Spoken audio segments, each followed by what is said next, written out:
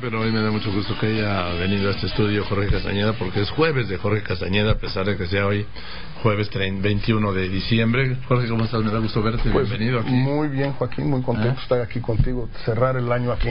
Parece muy bien, porque usted dio un muy buen año. ¿Ya acabaste tus cursos? Ya acabé, hasta septiembre del año que entra. De aquí hasta entonces, pura grilla. ¿Qué cursos das? ¿Qué clases? Son dos de Relaciones Internacionales, uno de primer semestre, recién llegados, unos chavitos de 18 años, y son un encanto, divertidísimos. Y luego uno de posgrado, de maestría y doctorado, tanto en la Universidad de Nueva York como en la Universidad de Columbia. Y pues los hago, son el lunes, entonces empiezo el lunes con una clase, luego voy a grabar mi programa con Televisa, con La Hora de Opinar, luego hago mi segunda clase y ya terminé, ya no tengo que chambear más. O sea, trabajas los lunes de la semana, sí, está bien. Hombre. Porque digo, platicar contigo, perdón, pero no es chamba. No. Es un gusto. Pero, o sea, ¿y hace cuántos llevas? Cumplí 20 años ahorita. ¿Ya 20 años? Digo, salvo los 3 que tomé licencia en relaciones, pero este año cumplí 20 años. En la misma universidad, más o menos, clases parecidas. Muy bien. No está mal. No. Como exilio no está mal. ¿Qué va? ¿Cuál exilio? Oye, a ver, ¿y regresaste y qué viste? Pues mira, primero esto de los desvíos de los 200 y pico de millones de pesos del gobierno del estado de Chihuahua, de Hacienda al gobierno del estado de Chihuahua, del gobierno del estado a la Secretaría de Educación del gobierno, de ahí a las 4 o 5 empresas fantasma, y de ahí al PRI, o solo en Chihuahua o en varios estados. Ahí hay versiones distintas. En el New York Times de hoy aparecen también los nombres de Sonora y Durango, Tamaulipas y Veracruz, sin confirmación por parte del periódico, pero mencionan esos estados también. Y bueno, la detención anoche y ahorita la declaración de Alejandro Gutiérrez, que es una persona que cuya trayectoria y cuya importancia no hay que subestimar. Además de haber sido senador y diputado, etcétera, fue precandidato a la gubernatura de Coahuila y es un empresario de Coahuila, de Saltillo, muy distinguido, muy reconocido, muy respetado en su ciudad. Entonces, pues una de dos, o el gobernador Corral tiene todos los pelos de la burra en la mano y esto sí va a resultar ser cierto, comprobable, y va a desembocar en otras investigaciones, o es un caso mal armado. Yo obviamente no tengo idea de qué tan bien o mal armado está, pero sí me parece que, aunque no sea el criterio definitivo, Joaquín, el New York Times saca este artículo larguísimo en primera plana de su edición de hoy, justo debajo de la reforma fiscal histórica de Trump. Es la segunda nota más importante, la primera plana del New York Times, que, como decimos nosotros que hemos trabajado en periódico, trabajamos, estaba arriba del doblez. Arriba del doblez. Y eso, aunque no quiere decir que sea cierto en automático, sí los dos reporteros, o los tres, afirman en el artículo que ellos revisaron cientos de páginas de documentos del juicio, de las declaraciones ministeriales, de los testigos, etcétera, etcétera. Entonces, es perfectamente posible que no sea cierto, pero entonces ya, pues alguien está embarcando al gobierno actual del estado de Chihuahua, al diario Reforma, y supongo a la revista Proceso, porque también lo va a sacar, y también desde luego al New York Times. Complicado el asunto por dos razones, Joaquín. Yo creo que todos sabíamos en 2016 que el PRI estaba gastando enormes sumas de dinero en las 12 campañas de gobernador. Gigantescas sumas. Más en Veracruz que en un estado pequeño, que en Tlaxcala creo que también hubo elecciones, desde luego, más en uno que en otro, pero en fin, enormes cantidades de dinero. No sabíamos de dónde vino, porque pues eso no nos toca a nosotros, nos toca ver, y la lana no corresponden a los gastos declarados ante el INE, simplemente no, lo que se veía en las carreteras, en las redes, en las ciudades, pues no corresponde. Segundo, también sabemos que el PRI perdió 9 de 12. Sí. O sea que o bien toda esa lana no sirvió de nada, o bien se fue a otros bolsillos. Es que eso es lo que ha pasado siempre, Joaquín. Es el Pemex Gate, eso lo vimos en el año 2000. Sí se clavaron los 100 millones de dólares, pero no le llegaron a los operadores de tierra, no. Se lo clavaron en el camino. Así es. Yo creo que esto es lo que le pasó al PRI en el 2016, con su operación Zafiro y todo eso, y Beltrones en la presidencia. Les llegó este dinero, este u otro, no tengo idea cuál, una lana. Y esa lana la mandaron a los 2 estados y pues se la clavaron en el camino. Fíjate, hay un dato muy interesante que algún día se aclarará y a lo mejor los jóvenes les va a parecer muy lejano, que lo es para ustedes, muchos no habían nacido. A la muerte de Colosio, el asesinato de Colosio el 23 de marzo del 94, ¿dónde quedaron todos los fondos que habían aportado para Colosio? ¿Quién se los quedó? ¿Dónde fueron a parar? Porque cuando Zedillo arranca la campaña el martes siguiente, no tenían ni un peso. Pues yo creo que quienes lo saben son los colaboradores más cercanos de Colosio en ese momento. Son 4 o 5. ¿Sí? Tienen nombre y apellido. Ahí están. ¿Quién tenía la llave de la caja, la combinación de la caja fuerte? Pues dicen que el secretario particular. ¿Quién era? El secretario era...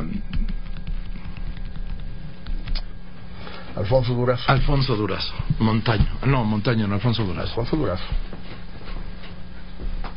En fin. Pero esto, yo es un error que se escude ahorita el PRI o varios más en la declaración de Javier Corral de anoche, no de hoy, de antes de la detención de Alejandro Gutiérrez, de que dijo, por el momento no tenemos ninguna información sobre el involucramiento de la Secretaría de Hacienda o del PRI.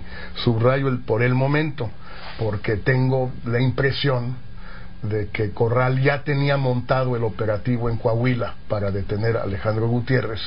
Se le adelanta el periódico Reforma, lo ventanea antes, entonces lo que quiso fue un poco distraer, creo yo, o ahora sí que engañar al enemigo, despistar al enemigo para que no se moviera Gutiérrez y lo pudieran detener. Se lo tuvieron policías federales, federales, pero a raíz de un mandato de arresto de un juez, pero en esos casos un juez estatal. Sí, podría haber, de acuerdo con los convenios que tienen, podría haber sido la policía de los agentes ministeriales de Coahuila, ¿no? Pero fueron policías federales, que es un dato muy interesante. Sí.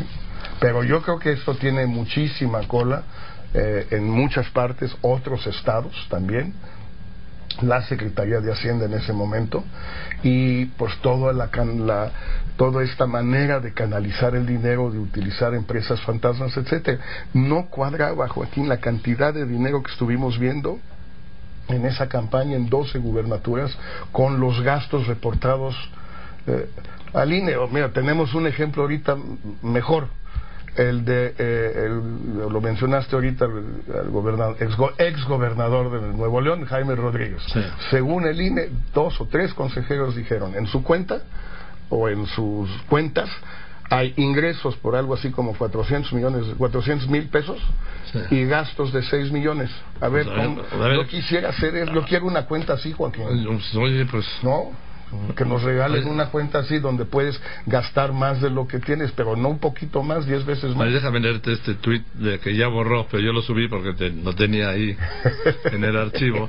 ¿Por qué? Porque es del 9 de febrero de 2015. Claro, lo vi en tu columna. Sí, dice Jaime Rodríguez, el Bronco, ¿sí? El chapulineo es inmoral. No puedes dejar abandonada tu responsabilidad, no puedes hacerle eso al Estado. Además pone Estado con mayúsculas, ¿sí? Digo, la ortografía es aparte, ¿no? Sí. Al Estado mexicano, ¿no? No, se refiere al Estado de Nuevo León. Entonces, es inmoral, y él pidió licencia ayer. Sí, bueno, pues es incongruente, por no decir más. Y oye, y además está muy seguro de su triunfo, porque lo pidió con fecha 1 de enero, para poder volver al gobierno de Nuevo León el 1 de julio, el día de las elecciones, o sea que está seguro de ganar. Segurísimo. Está una confianza en sí misma bárbara, ¿no? Pero bueno, pues está interesante este tema de Alejandro Gutiérrez. Un comentario final sobre esto, Joaquín, un poquito Pues no de mala leche, pero sí es sorprendente que el New York Times lleve este tema en primera plana. Sí. Y en que este momento, además, con un está par de allí, excepciones, ningún diario mexicano lo trae en primera plana y trae notas muy pequeñas adentro. Sí es un poco raro, porque no es un tema de Israel, es un tema de México. Sí. Al periódico de allá le parece muy importante y a los periódicos de aquí pues no tanto. Pues sí, tienes razón en lo que acabas de decir. Salvo Reforma, no lo vi como artículo largo, llamado importante, o sea, algo importante, no lo vi en ningún periódico, salvo Reforma. Digo, en la primera plana, sí está, pero no en primera plana. Aquí lo hemos llevado destacado, ¿eh? No, ya lo a ver. A ver, bien, yo sobre esto nomás quiero hacer una acotación. Yo no me creo que haya sido un caso aislado, el de Chihuahua. Totalmente de acuerdo. Porque lo veo como un modo superandi. Totalmente. Hay que ver qué más viene. ¿Qué más viene? Ahora, los otros gobernadores, PAN, PRD o puro PAN, que ganaron en el 16, no todos están en las mismas condiciones que Javier Corral para poder hacer todo esto. O bien porque su predecesor ya está en el bote, Borge, Duarte, Javier, Padres, etcétera. O bien porque no tienen la disposición quizás de hacerlo, varios más, cabeza de vaca en Tamaulipas, ¿no? Pero pues la verdad no hay ninguna razón para suponer que esto solo lo hizo Duarte, César Duarte. Sí. ¿Por qué solo él? ¿O por qué solo lo hicieron con él? O solo con él, más bien, porque no creo que él haya sido el instigador de esto. No, él fue simplemente un conducto.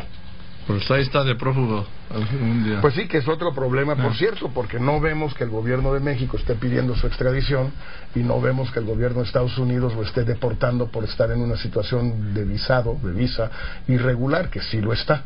Claro, esto Corral se lo ha dicho a la embajada de Estados Unidos. Claro, porque él entró de turista. ¿No? Exacto. 6 meses. ¿Cuántos lleva? Bueno, o si viene a México de vez en cuando, ¿hay nota roja o no hay nota roja? Porque lo tendrían que detener en la frontera. En el momento que entre. Exacto, pues no. En fin. Bueno, además, si regresa a México, tiene que esperar un lapso para volver a regresar. Para volver, no es así de... No puede entrar por la mañana y regresar por la tarde. No, y hasta donde entiendo, no ha sacado una visa de otro tipo, ni de inversionista, porque no es tan rápido y tendrían que examinar con mucho detalle el origen de sus recursos, sí. Etcétera, etcétera. Ha de estar con una B1, B2, y simplemente el gobierno de Estados Unidos no quiere aplicar, digamos, la letra de la ley. También son juaristas allá, ¿eh? Sí. A los amigos, justicia y gracia. A los enemigos, justicia secas. Y a ver, sí son juaristas. Voto raro, Joaquín, de México en la ONU. Cuéntamelo. Rapidísimo, pero importante. El Consejo de Seguridad de la ONU la semana pasada votó, no la semana pasada, antier, aprobó una resolución por 14-1, pero el 1 siendo Estados Unidos, aplicó su veto y por tanto no se aprueba la resolución, condenando el reconocimiento de Estados Unidos de Jerusalén como la capital del Estado de Israel. Bueno, como no se aprobó la resolución en el Consejo, sobre todo los países árabes la llevaron a la Asamblea General y acaban de votar ahí. Se aprobó con una mayoría muy significativa, casi aplastante. Más de 130, 120 países votaron a favor, que es perfectamente comprensible. 35 se abstuvieron, entre ellos México, como lo acabas de comentar. Sí. Es un voto extraño porque... Sí. En primer lugar, pues México sigue manteniendo y seguimos reconociendo a Tel Aviv como la capital del Estado de Israel. Nuestra embajada está en Tel Aviv, siempre ha estado en Tel Aviv y va a seguir en Tel Aviv durante muchos años. Segundo, México siempre ha apoyado la idea de los dos estados y que el destino de Jerusalén debe resolverse dentro de las negociaciones de la creación del Estado palestino que conviva con el Estado de Israel. El gobierno de México hoy se abstiene. Venía absteniéndose o votando así en varios otros temas de Israel desde hace varios meses, si no es bueno, hay que recordar el escándalo de la UNESCO. El de la UNESCO, a raíz del de la UNESCO en contra, entonces un poco a raíz de eso se corrige y México empieza a votar más que sobre el fondo de cada votación en cada agencia de las Naciones Unidas, con los europeos, es decir, cómo votan Francia, Reino Unido, Alemania, España, Italia, Países Bajos, Suecia, etcétera. Y así votamos nosotros. Cuando ellos votan a favor, por ahí nos vamos, se abstienen, por ahí nos vamos, en contra, por ahí nos vamos. No es la más elegante de las soluciones, pero no es mala, porque al final tú quieres juntarte pues con tus cuates, con la gente que piensa como tú, like-minded countries, en lugar de juntarnos como en la de la UNESCO o desde la época de Echeverría con los afroasiáticos que se les llamaba, o el grupo de los 77, o los maliniados, o los árabes, que eso ya afortunadamente todo eso pasó a la historia. Pero hoy México vota, se abstiene, pero fíjate, los países amigos no se abstienen. Francia vota en contra de Estados Unidos, Reino Unido en contra, Alemania en contra, Italia en contra, España en contra, Países Bajos, Chile en contra, que es un país con que siempre tratamos de votar juntos en muchas cosas. El único país, entre comillas, cercano que se abstiene es Canadá. Es una votación rara, Sí, porque es además un voto muy raro. La Cancillería ya había declarado que México reconocía a Tel Aviv como la capital, al decir que México mantendría su embajada en Tel Aviv. Por eso es un poquito extraño el voto, y pues yo creo que no sé si haya que vincularlo con el reconocimiento de hace 3 o 4 días de Juan Orlando Hernández como ya presidente electo de Honduras, siendo México solo uno de pocos países latinoamericanos, creo que con Costa Rica y con Guatemala, que lo hemos hecho. Cuando la OEA y la ONU han insistido en que se repitan las elecciones. La OEA. Pues sí, por eso es un poco extraño, es decir, son 2 votaciones que no van del todo en la línea de lo que el propio canciller Videgaray ha establecido desde hace ya un año casi: votar con los amigos en los temas de Medio Oriente, y en el caso de democracia y derechos humanos en América Latina, tener una postura mucho más de vanguardia que la que se había tenido en el pasado, postura con la que estoy enteramente de acuerdo, por cierto. Y ahora le llaman que estamos en campañas pragmatismo. Pues si le dieran pero esto sí suena puro pragmatismo. No, pero les digo, es que le llaman pragmatismo a lo que no tiene respuesta, no explicación. Sí, pues bueno, es un término a lo inexplicable, eso ya es un sinónimo. Es pragmático. Pero así están las cosas con este voto en la ONU. En fin, terminamos el año con muy buenas noticias que comentar. No son buenas las noticias, pero son buenas para comentar. No noticias. Sí. Eso es lo que nos importa. Así es. Gracias, querido Jorge. Gracias a ti, Joaquín, y muy feliz año para ti, Adriana, para todos. Gracias, igual, para ti, para todos. Saludo a tu hijo, y pues empezaremos el año nuevo también con mucho ácido, porque en enero el cambio es en el gabinete. Muchísimo. Así ya lo comentaste. Gracias, Jorge Castañeda, porque es jueves del doctor Jorge Castañeda. Yo voy a las anuncios.